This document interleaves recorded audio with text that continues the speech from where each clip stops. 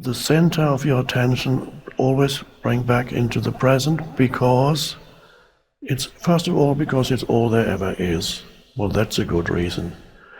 Because it's life itself.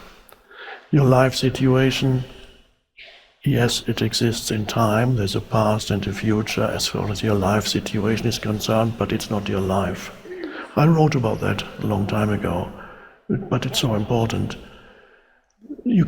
People confuse their life situation with something more fundamental, more real, more immediate, deeper, which is called life. Life situation is circumstances and events in your life. And most of your life situation is experienced in your mind. And then life situation is relationships, work situation, financial situation, living situation, all kinds of often problematic situations. It's very rare that all of these situations are working smoothly and perfectly. Relationships, family, professional, work, financial, environment, living situation, health situation, all working in harmony and perfectly. It can happen for short periods, but usually something somewhere goes wrong. It has to, periodically, frequently.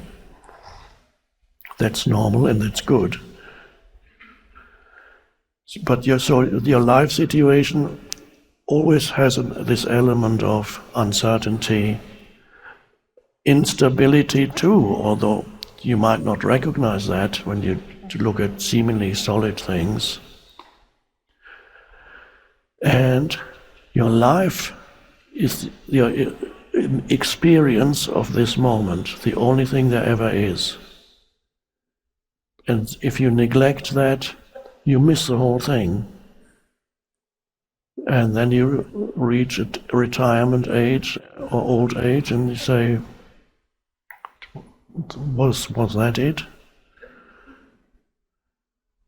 And perhaps you spent your whole life trying to arrive at some point, and the points change that you want to arrive at, but you always want to arrive at some other point.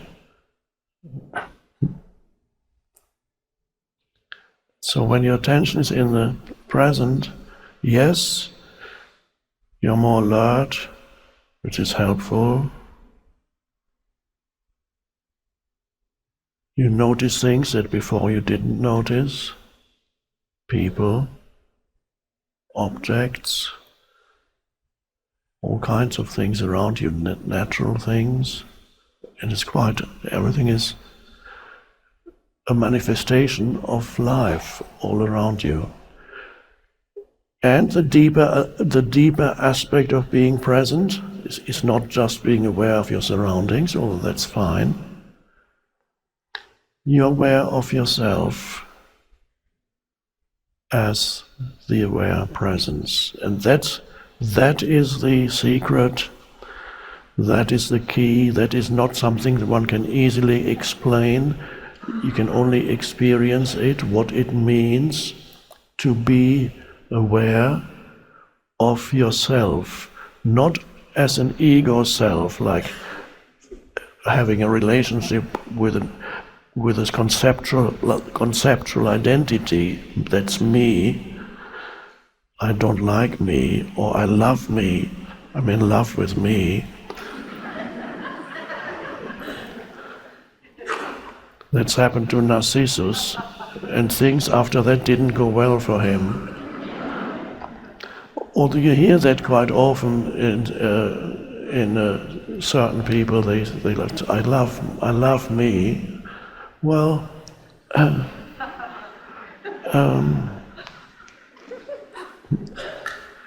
it's a little strange.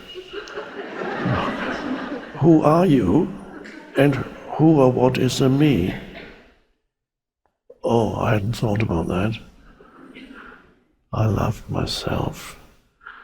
I hate myself. Oh, that's worse even. That's not uncommon either. I'm not happy with myself. But who is that I that constantly says these things? Who is that I that has a relationship with ultimately an imagined entity, mind-made, conceptual entity?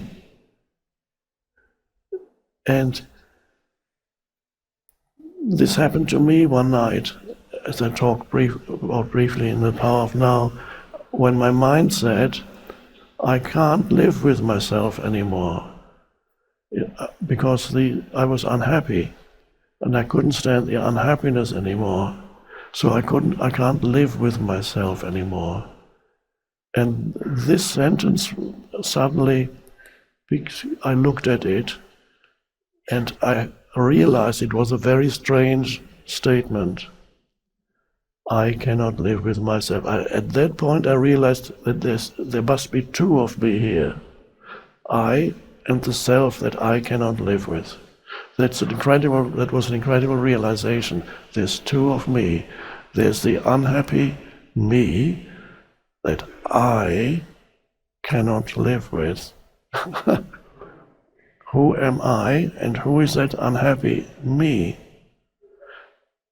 This is almost like a koan, like a Zen riddle that you can't, hard to answer or impossible to answer conceptually, but I actually can answer it conceptually.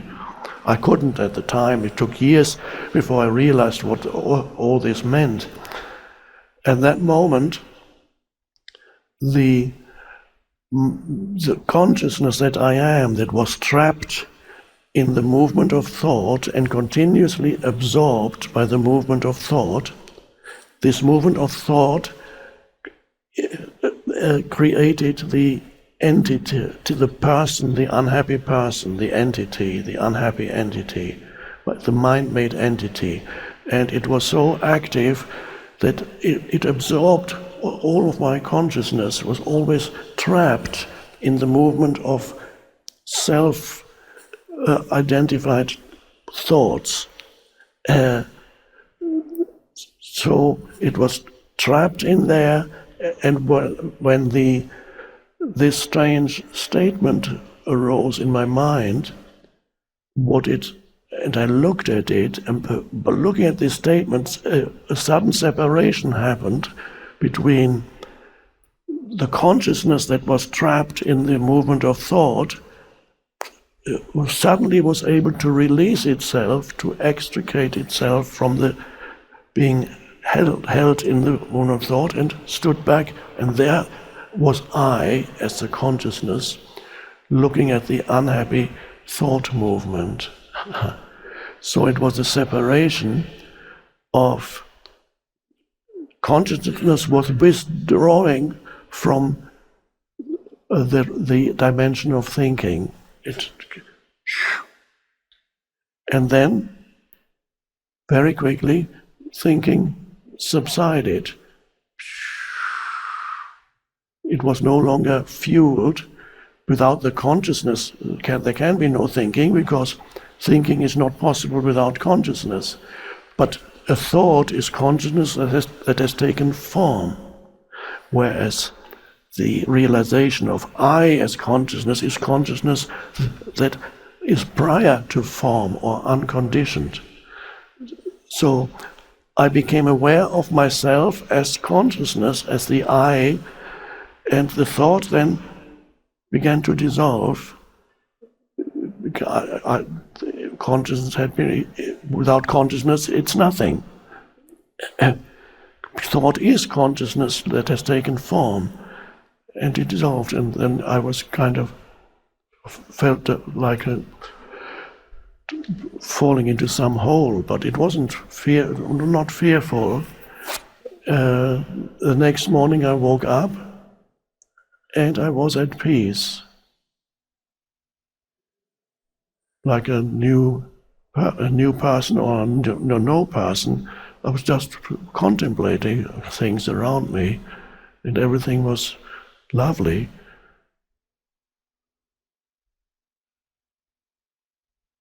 And I didn't know why I was at peace, And then I went around the city, on the buses, still at peace, the hustle and bustle of London where I was living.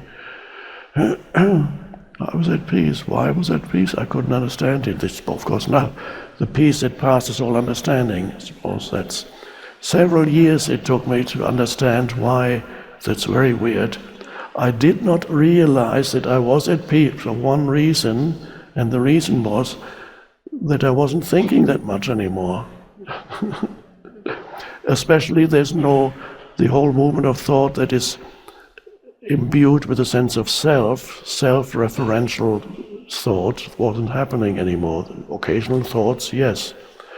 But a lot of the time there was just awareness, but I didn't have a word for it, I just called it peace.